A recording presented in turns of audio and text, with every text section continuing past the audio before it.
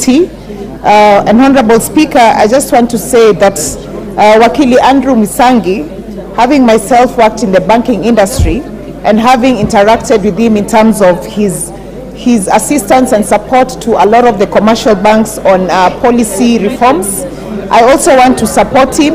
And my wish list to him, Honorable Speaker, is that as he assumes office to chair the Central Bank board, I want to tell him that because, especially with his background as a lawyer, and the fact that the board is actually determined, and one of the key functions is in terms of policy management, I just want to give him a wish list because I know he's a competent man.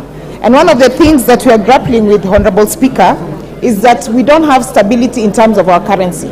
That is one of the areas that he needs to take very serious consideration into. Number two, it is in the area of treasury bills and treasury bonds, because, Honorable Speaker, we are one of the few countries that have a lot of Kenyans who invest in this space, but this space is not digitalized, and sometimes it takes too long. It takes you up to 30 days in this country for you to be able to initiate and start the process of actually investing in treasury bonds. And I want to urge Wakili, as he takes office, to ensure that this particular process is digitalized. Honorable Speaker, in the cryptocurrency space, right now in our country, we do not recognize the cryptocurrency as a legal tender. This is another area that we are lagging behind, Honorable Speaker, and I just want to encourage the incoming chair to ensure that we at least fast track and enable our central bank to start recognizing cryptocurrencies as a legal tender, so that we can then have more Kenyans operating in this space. And number two, so that Kenyans can have guarantee that they have the backing of their central bank when they are operating in this space. Because right now, as it stands, Honorable Speaker, yes, we do have Kenyans who are operating cryptocurrencies, for example, the Bitcoin, but the problem is, were there to be any risks associated with cryptocurrency, then they wouldn't have any legal backing because it's not recognized as a legal tender. Therefore, I just want to encourage the chair that one of the quick policy reforms that he should undertake is to ensure that we are recognizing cryptocurrencies as a legal tender in our country. And finally, Honorable Speaker, I just want to also say that because of the digital space that we now find ourselves operating in, and because we do not have sufficient laws that enable us to place ourselves properly in the dynamic nature of the digital reforms, I want to encourage the chair that together with the CEO of the Capital Markets Authority, together with the Communication Authority, that as a country we need to fast track and ensure that we have a digital sandbox that will enable us as a country to be able to safeguard our people against any risks and adversities that come with the nature of not being properly prepared in the digital space and not having the proper reforms. With those few remarks, Honorable Speaker, I'd like to support and wish the incoming chair all the best. I thank you. Member for Gilgil, Honorable Martha Wangari. Thank you, Madam Speaker. I also rise to support these reports. And let's try to keep it brief so that more people can have an opportunity. Yes, Madam Speaker, I will be very brief. I support the nomination of Andrew Musangi to be the chair of CBK. And Madam Speaker, the role and the duties of this board is already cut out, because to ensure a good fiscal health of our country, Madam Speaker, this will be very critical and will be at the center of it. And even the issues to stabilize debt, Madam Speaker, the issue of management of the country's foreign reserves and exchange will be very key. But what I want to contribute to, Madam Speaker, number one, is that we expect better communication strategy from the bank to the people. And Madam Speaker, the reason I say this is that we have very many banks that have gone down or have collapsed, and members of the public have to know this through Twitter or through bloggers, and the following day they are up in arms lining up to take their money, and it ends up becoming a crisis, Madam Speaker. So to actually insulate the populace and to actually protect the monies, because even as in this Kenya Kwanza government, Madam Speaker, we are trying to encourage saving culture of members of the public. But Madam Speaker, if you cannot be sure that your money is safe in a bank, then you end up just having no option, Madam Speaker. So I hope that the new central bank board will be excellent in communication. And Madam Speaker, this Andrew Musangi's career has spanned over 25 years, Madam Speaker, and he has been in very high-profile positions in the public domain. So in terms of having the competence, we don't doubt it, Madam Speaker. I just hope that this can be imported, better communication as the lawyer he is. Let us be able to advise our public and not leave them to be able to know these things from the bloggers, to lose money in microfinances, to lose money in cryptocurrency, which is not very well regulated. And Madam Speaker, the other issue that I hope to see is the opening, and I watched his interview, Madam Speaker, and so the issue of money laundering, the issue of corruption. If we are going to stem and deal with corruption, central banks should be at the center of ensuring that we know how exactly money is being laundered in terms of movement in this country, Madam Speaker. The issue of oversight in AIA or appropriation in aid, Madam Speaker, must have central bank at the center of it. So I want to take this opportunity to also wish him all the best and support the report of the committee. Thank you, Madam Speaker. Put the question now. Before we go next, allow me to recognize the presence of St. Teresa Boys High School, Kabula, from Bumula constituency, Bungoma County. And I think I will now allow I'll allow Honorable Wamboka from Bumula, member for Bumula. Thank you so much, Honorable Speaker. Brief so that more people can have an opportunity. Thank you so much, Honorable Speaker. May I take this opportunity to officially invite our boys from Bumula, St. Teresa's Kabula, in this August House. And that I'm proud, Madam Speaker, to be associated with this school. It is one of my centers of excellence, and they have done well. In my constituency, they have made us proud. In the last examination, they took 47 students to university, and they exceedingly continue to perform well, Honorable Speaker. I'm sure when they go back home, they will be able to appraise themselves of what they have seen in terms of rules and procedures of this House. And in future, we may see MPs and the presidents out of this lot of my boys. Welcome, Wana Teresa's Kabula. Asante sana. Thank you, Honorable Speaker. Thank you, and thank you for keeping it brief. The member for Buri, Honorable Mugambi, and let's keep it brief, as we said.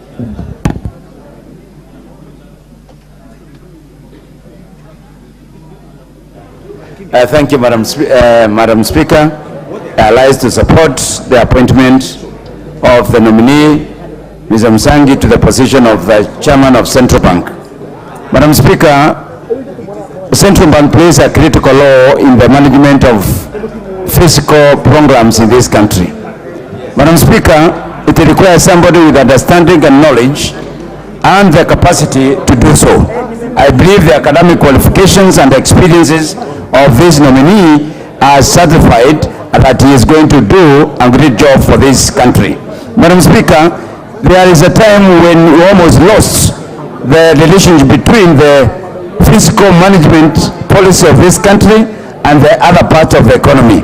Madam Speaker, this candidate has demonstrated the ability to bring the interaction between the currency management and the other activities of the economy.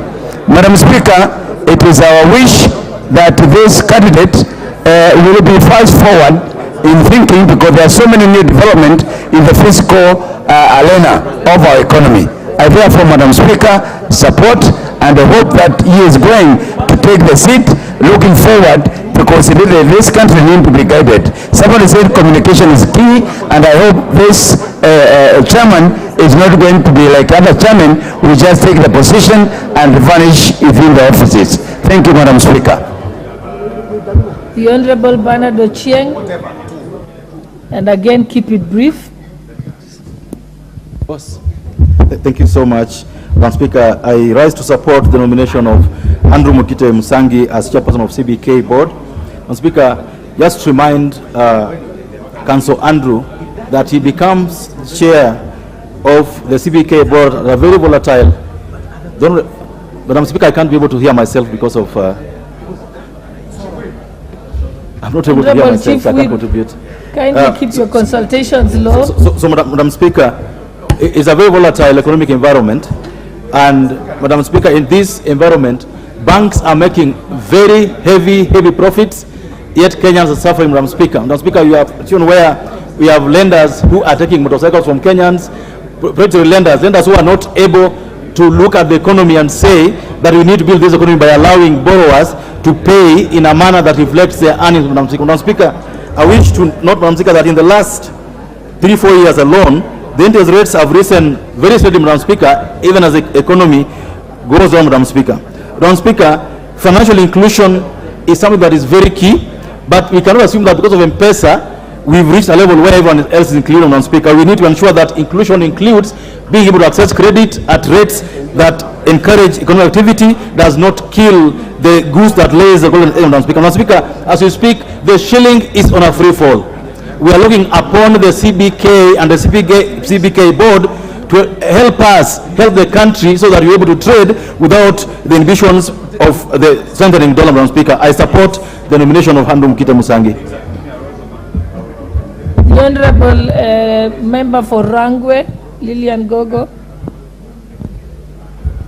Thank you so much, Honorable Speaker. I also rise to support the nomination of Advocate Musangi to be chairperson of the Central Bank of Kenya, and at the time that is being nominated and eventually, if approved, is going to take office. Honorable Speaker is getting into office at a time that Kenya has so many issues. Honorable Speaker, our students studying abroad are suffering because of the dollar rate to the Kenya shilling.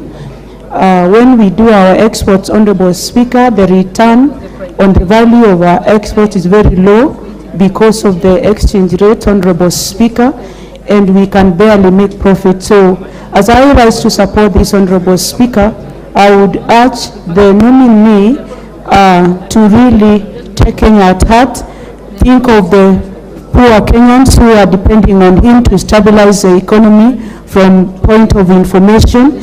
I know he's a strong team. I know the deputy governor of Central Bank, the Honorable former PS, Dr. Susan, is a personal friend of mine, and the governor also. And I know it's a strong team that is going to work to the best interest of Kenyans. So I support Honorable Speaker, and I hope that they sail through and run our country positively, especially on bringing up our economy to where it should be. I thank you. Thank you. The Honorable Edward Muriu, Member for Gitanga.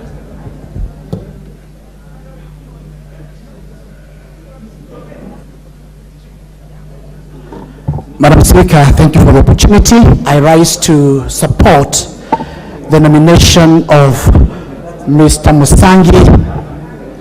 And Madam Speaker, I want to support with a point of knowledge that Mr. MUKITE Musangi is a lawyer of reputation of many years. He has been running very serious law firm. He has been a director in various organizations of reputation, and therefore, Madam Speaker, he is fit and proper to be the chairman of the Central Bank of Kenya. Madam Speaker, in my support, I also want to challenge the board of the Central Bank for two reasons. Number one, Madam Speaker, we have just rescued 8 million Kenyans from the predatory lenders, whereby they were listed in the CRB, Madam Speaker. Therefore, the board of Central Bank need to make sure that those predatory lenders do not come back again, to remove 8 million Kenyans who we have been able to put back in the economy through Hustler Fund.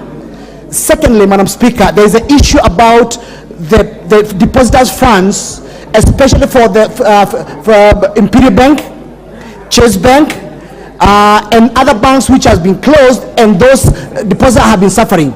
Madam Speaker, I also want to put a challenge to the chairman to ensure that the depositors' funds, they are fully paid, to ensure that their hard-earned savings is saved from loss. Madam Speaker, I support this nomination. Thank you.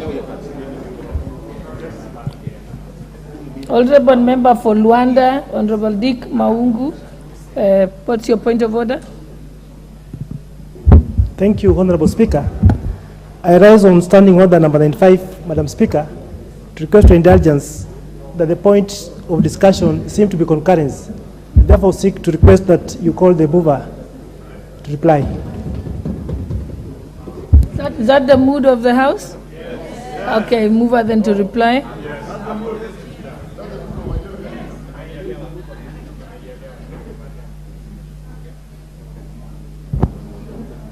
Honorable Speaker, I want to thank the members who have contributed immensely to this particular motion. As a departmental committee that oversights Central Bank, we take keenly the remarks that honorable members have said. We take keenly the remarks on interest rates in this country and making sure that banks actually have competitive interest rates. We take interest in what members have said about safeguarding the deposits of members, where members have talked about some banks have had deposits of members disappear mysteriously in their bank accounts. Interestingly, Honorable Speaker, the nominee, the chairperson, told us that I think it is late father was also a culprit of fraudulent bank transaction where money was withdrawn from his late father's bank account, and therefore, as a departmental committee in charge of oversighting Central Bank, we'll make sure that we put the chairperson to task and the bank to task to make sure that they deliver their mandates as per the Central Bank Kenya Act. And with that, I beg to reply, Honorable Speaker.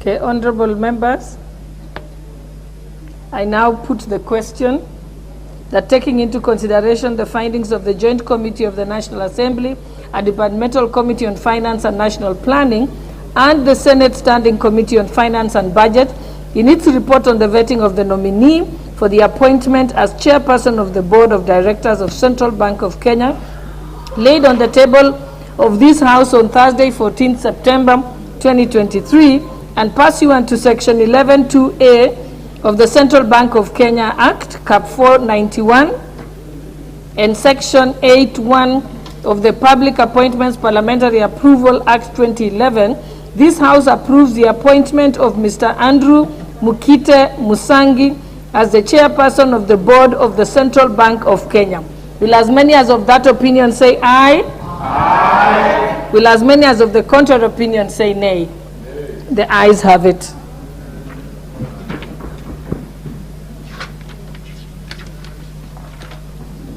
Next order.